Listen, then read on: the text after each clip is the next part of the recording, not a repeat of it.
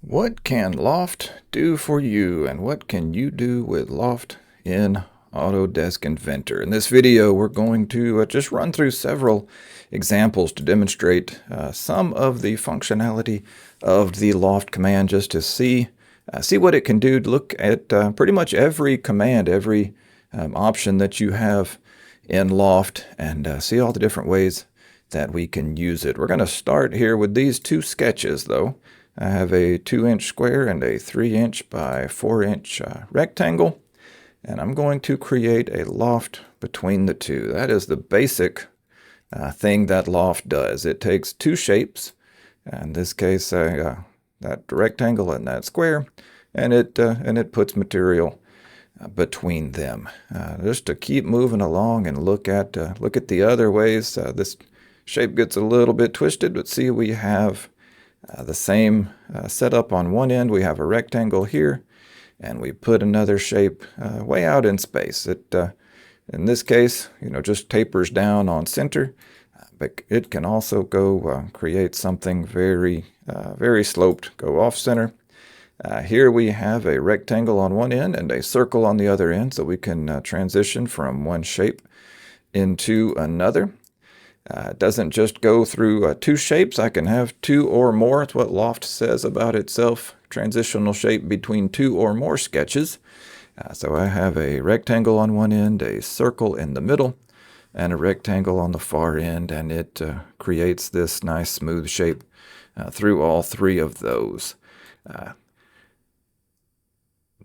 On this part, I started with a rectangular block on one end, and then I drew a sketch up here, up off of the part, added a work plane above the part, drew that 2.5-inch circle, so that I then created that loft up to that circle using the existing face. Let's go back here. It used the existing face of that part, and then that new sketch that I created, and then I added a sketch on that top face and created another extrusion. So you can go, as we did on these others, just sketch to sketch, or, oops, lost my spot, or we can start a block, add to it, and continue on. On this one, it is a similar setup, but this time I started with one extrusion, added another extrusion out in space, and then created the loft between them. Previous examples, we were using the loft to create material, but here we can cut through as well. Square on one side, circle on the other side, and cut between them. This one has 3 sketches, but I added a little bit of a twist by putting some work planes in here at angles, so that I have first sketch, second sketch at a slightly different angle, third sketch further off, and the loft nicely joins all 3 of them. For this one, let's hide the loft for a moment. I drew a cylinder down here and a cylinder up here, and just let loft join the two. If that's the connection that we want, that's fine, but maybe we want it to do something more like this, and that is where a third sketch comes in. That is the path that this loft is going to follow, and that is selected right here. This one is a center line, selected sketch number 5, and that created the path for that loft to follow. Here's another one. Doesn't look that far off from things we've done before. I'm doing this to illustrate a little extra feature that we have in Loft. If we look at the transitions from the first straight section, show you what I started with. It's just a block and a cylinder. And when we add the loft between them, we get immediate transitions in this sharp corner from the original extrusion into the loft, and then back into that second extrusion.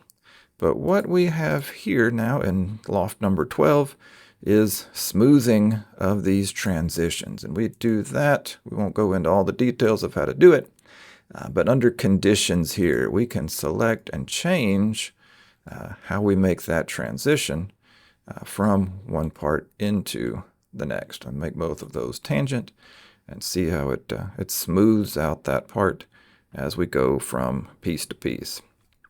Loft number 13. This loft actually just uses one sketch profile, this ellipse here. The other sketch is the centerline path that I want to follow.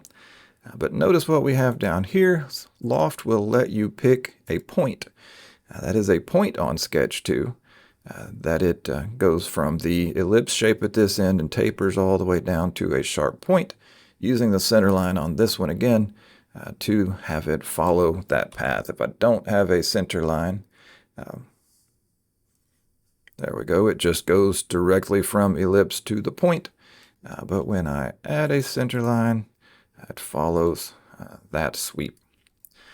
Right, loft number 14, we used another sketch here. Rectangle on one end, rectangle on the other end. This time, see where this sketch is. It is along the edge. That one is being used as first option here. That is a rail, and that rail just sort of stretches the loft over to touch that sketch. Number 16 and 17 go together. Let's look at the differences between the two. Look at this face in particular, this front face. From this rectangle, going down to this circle, we see this front face straight along there. That is the sort of the default position that Loft will give you. But I can go in to, look how this one is different, into transition. Automatic mapping is the default.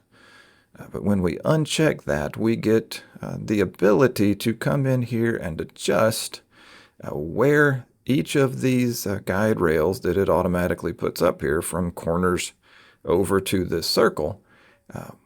We have the option to change where those land. I can manually click and drag those, or if I go back to look at what I had in there originally, I've changed these numbers over here. Look as I go through set 1, set 2, set 3, and set 4, how this edge position changes. And that's taking this rectangular profile, sort of twisting it as we get up here to this circle. Not particularly dramatic in this example, but just to give you an idea of what it can do. Finally, loft number 15 is one more option within Loft, and that is this third selection right here after rails and centerline is area loft. And what that lets you do is pick points along your path. See, in this one, I even just had a straight path from one profile to the next, but it lets you pick points along that path and mess with these numbers. Let's make that a 2, and see that swells up even bigger. It lets you adjust the size of your profile along that path without having to go in there and draw more circles at more places along that line. So that pretty much covers everything that you can do with Loft. Anything fancier beyond this is just a matter of the complexity of the sketches that you create for the profiles and for the paths and rails that you use to modify them. I'm going to build up a playlist of videos in this series. So that playlist will be right here. And when it is posted, the next video in this series will link right here as well. As always, thanks for watching. Have a great day.